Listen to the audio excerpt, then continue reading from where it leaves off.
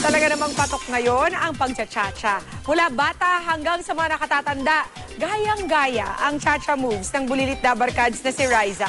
Makichika kay Aubrey Carampel. Mula sa Itbulaga hanggang mga bumbero,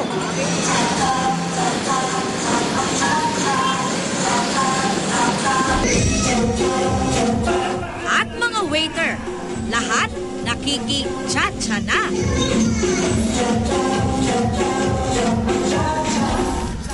Di na nga mapigilan ang pagsikat ng sayaw na pinauso ng cute na dabarkads na si Riza May Dizon. Ang ganda po ng sayaw. Magaling po silang lahat. Pagputihin niyo po ang pagcha-cha-chig. Doon mo makikita kung ganong kalakas yung charisma ni Riza eh. Kapag nasa backstage ako at nag-cha-cha-cha sa contest sila ron, glued ako sa TV. At syempre, patok na patok ito lalo na sa mga bata. Sa isang elementary school sa Quezon City, busy-busy ang mga estudyanteng ito sa pagpapractice ng cha-cha ni Riza. Para po sa subject po namin sa MAPE. Oo. Bakit cha-cha ni Riza ang gusto niyong sayawin?